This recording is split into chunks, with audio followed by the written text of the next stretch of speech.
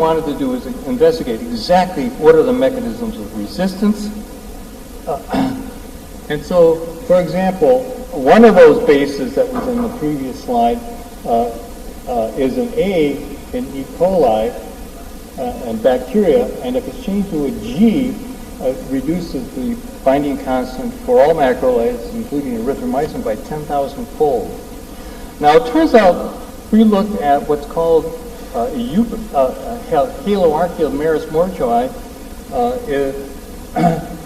is an archaeal. It comes from an archaeal bacteria, and they're more like eukaryotes than prokaryotes because they hung out with the eukaryotes for about a billion years or so.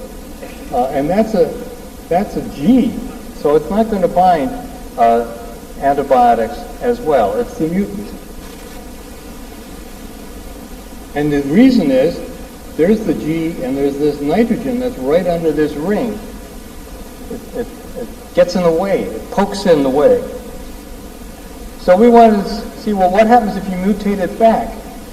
And so a joint graduate student with Peter's lab and a postdoc in my lab mutated that G in Haloarchaea maris mortui back to an A to make a sort of pseudo-eubacteria. Okay, and now all kinds of antibiotics that previously didn't bind now bind. Erythromycin, and there are lots of names. And this is that difference electron density map that Venki talked about, how you find where the antibiotics bind. So we could see that so it worked.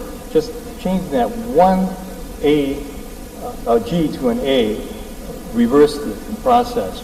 And so here's erythromycin. At 3 millimolar, didn't see anything. When you have an A there, 0.003, it's fully occupied. 10,000-fold change. And then if we ask, well, how does this affect the binding of the antibiotic? We could bind azithromycin at very high concentration to when it had a G in this position. That's the blue one. And then this is with the mutant one is in yellow. It moves it a little bit because of this pesky little nitrogen that is where it is when you have a G here. So that's why you get antibiotic resistance. It doesn't fit quite as tightly, and you lose binding constant, and therefore the antibiotic is not effective.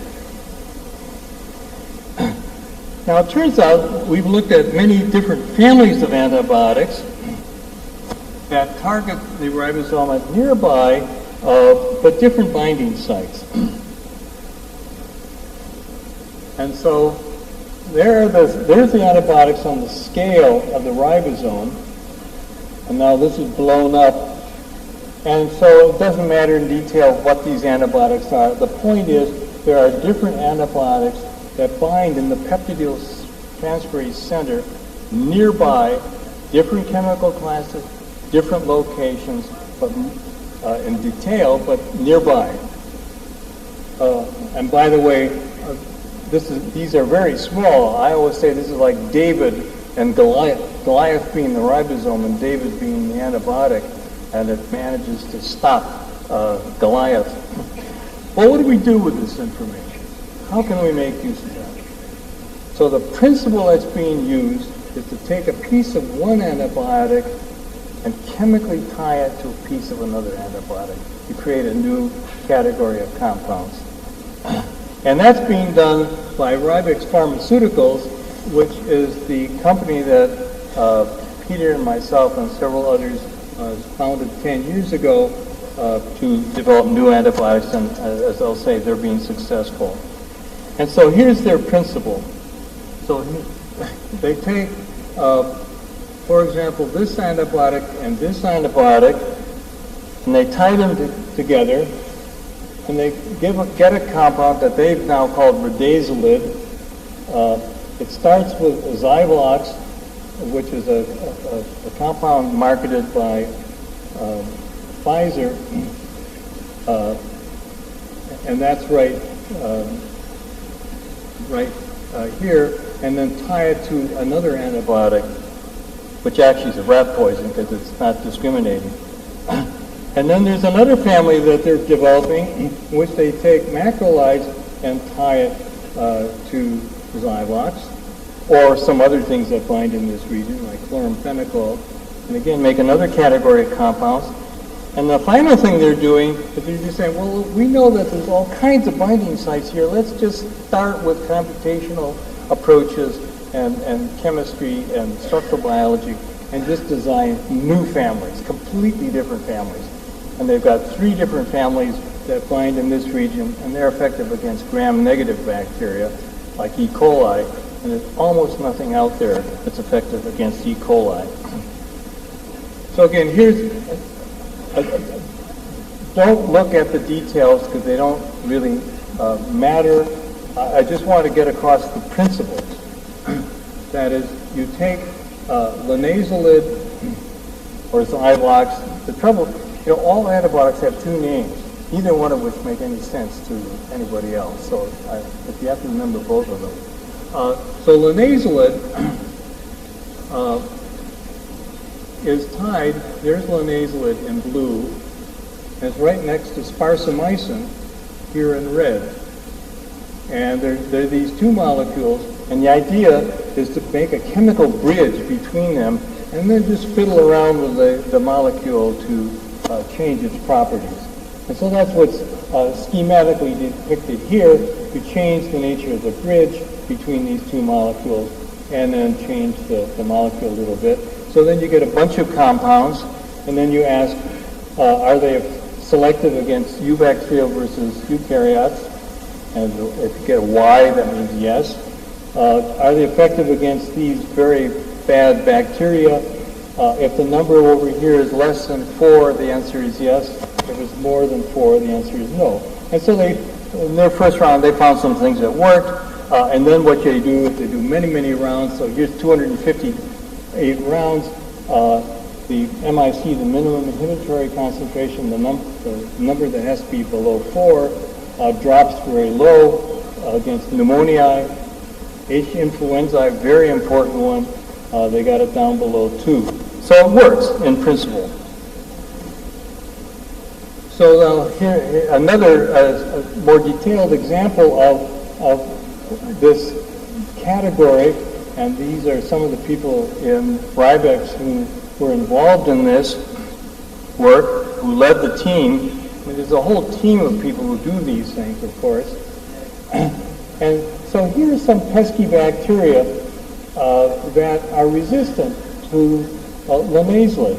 So never mind the numbers. If it's red, it means it's no-go. 64, 16, 64, 32. If it's green, it's go. And so MRSA, for example, linezolid doesn't work. Influenza, some isolates doesn't work. Now, when they make the hybrid compound, which they now call Ridazolid, that compound is effective against all of these. So the hybrid compound works, and this compound, by the way, has successfully completed phase 2 clinical trials, and it's effective against every resistant bacteria that they've tested it against. Unfortunately, what you need to make antibiotics is not only good ideas and experiments, but money. And so the phase 3 clinical trials cost several $100 million, and they have to raise that. Benson pointed out that it can cost $800 to $1 billion to get new compounds in. That's a major hurdle. And then finally, if you look at Ridazolid against a number of resistant enterococci here, these are different strains, you can see that linezolid isn't effective. These numbers are all above 4, whereas Ridazolid is. So it works. And vancomycin is terrible.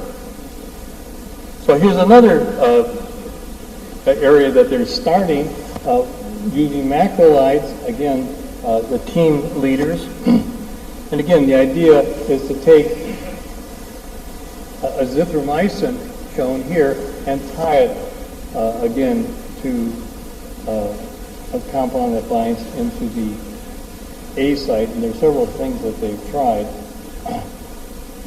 And again, against MRSA, it's terrible. That is, azithromycin is terrible. Over 128. It doesn't work. But if they tie it together, they get a hybrid compound now is effective against all of these strains. And these are just about to go into clinical trials. And then, as I said, they have this series that's de novo design. They have 3 different categories, and it's going to work against gram-positive. So I would say that the structure of the 50S ribosome subunit is proving useful to design new antibiotics that are effective against resistant bacteria. And I think there are many, many generations and different families of antibiotics that can be made. And one of the things you can be sure of is that whatever antibiotic you make, the bugs are even smarter than you are, and eventually they will develop resistance. So you have to make another one. And I think having this pipeline, this approach, will help to make new antibiotics. And so let me just end with one more topic very briefly, and that's some compounds that are effective against tuberculosis. As you all know, that's a very serious problem, particularly for the third world. 192 people will die of tuberculosis in the next hour. Major problem. And so 2 people in my lab, former graduate students, and Gregor Blaha, a postdoc, made complexes between some anti-TB antibiotics, bleomycin and capreomycin. They only bind to 70S and only in the presence of the tRNA. So they have tRNAs bound, so they solve that structure. They put in the bleomycin, and so here's the structure. There's the A site tRNA, small subunit, large subunit. This is where the bleomycin binds, interacts both with the large subunit in white and the small subunit in yellow, and it makes other interactions as well. And if we show a close-up up here, where we're talking about in the decoding center, here's where the decoding goes on. And one of the things that came out of the Ramakrishnan lab early on was how decoding happens with the messenger RNA here. There are 2 bases, 1492 and 1493, that are flipped out and stabilize the codon-anticodon interaction. And what this antibiotic does is stabilize that interaction, that structure, stabilize this particular position interacting with the tRNA, the large subunit, and the small subunit. And again, here's another a view of that with it interacting all the way around 1492 to 1493, the large subunit, small subunit. And it's exactly what the confirmation that the Ramakrishnan lab saw in the absence of bleomycin when they were looking at the decoding complex. And so what the reason these things are working is they're trapping the ribosome in this state and not allowing it to go on. So what do we do with that? Well, it turns out that here's where bleomycin and capreomycin bind, right here. They bind in the same place. And the Ramakrishnan lab and the Kate lab showed that hygromycin B binds to the small subunit here. And the Ramakrishnan lab showed some years ago that pyrrolomycin binds here. So what would we do if we had